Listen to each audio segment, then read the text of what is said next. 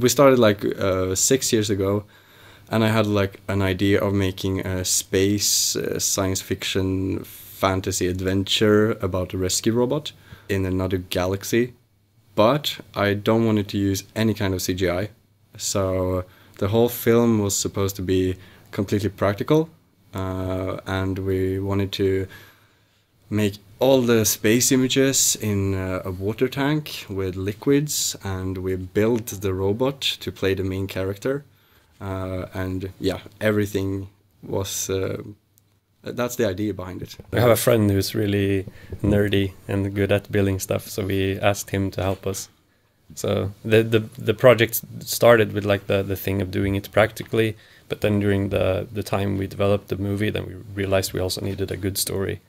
And we wanted to tell a story that actually people liked, and that you felt something for the main character. So that's probably why it took 6 years to make it, because we had the challenges of making everything practical, but also I had the challenge of writing a good story. And me and Simon wrote it over 3 years to improve on the drafts, because it's our first short, and you're like, you shouldn't do this as your first short. No, that's our main like tip. But and you're really shitty in the beginning. Yeah, so, exactly. Like, so we had to like remake draft, stuff a lot. That's also why it took so long, because we wanted it to live up to a certain standard, but we weren't good enough to make it. So we had to like do stuff, and then we had to reshoot it because we weren't satisfied with it. So. It sounds like a great idea to produce a movie without, or a short film without using CGI effects. When came the point that you thought maybe it's not the best idea because it's a shitload of work? Yeah, I got questioned a lot, like halfway through the film, because I thought it would take 1 year to make it. I was really sure that it was, because I was really confident in myself. And 1 year later, I was like not even close to done.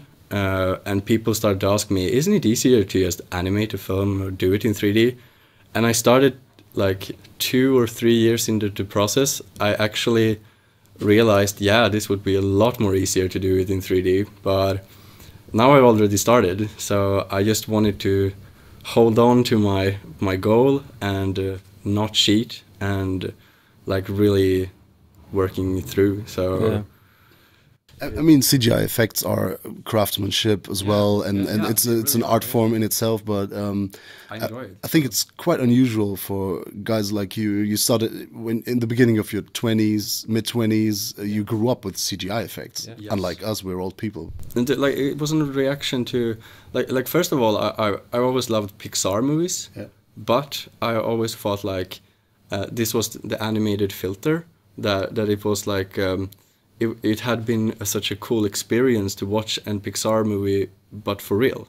All right. And then I'm thinking of, like, I grew up with the Lord of the Rings, and the way they used practical effects in the Lord of the Rings with miniatures and everything, that still holds on today, like really good effects.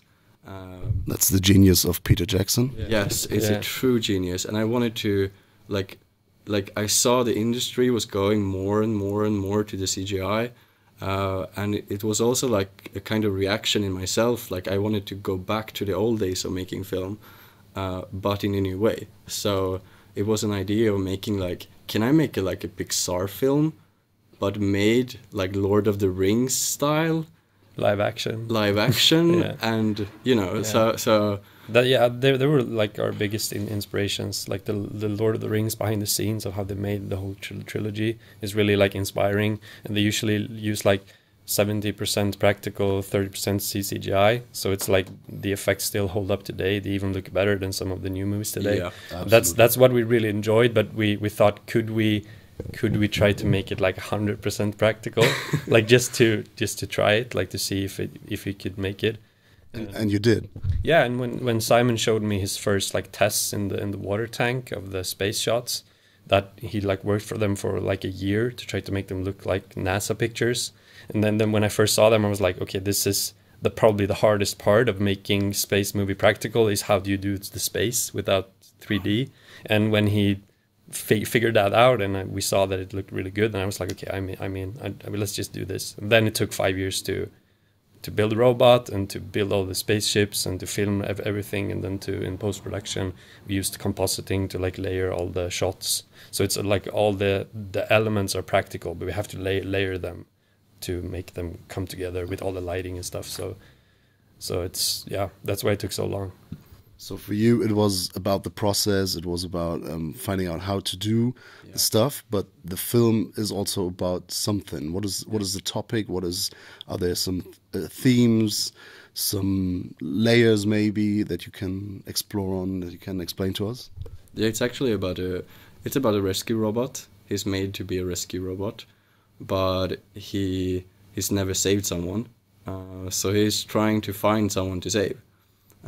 To fulfill his purpose, and for some, like in somehow I come to the conclusion when the film is done, like it's also a story about me as a filmmaker. You know, when you have a picture of yourself being something higher, and you struggle to achieve this picture, but you found out along the way that maybe I'm not so good after all. Maybe I'm not have what it takes to achieve this, and what do I have to offer?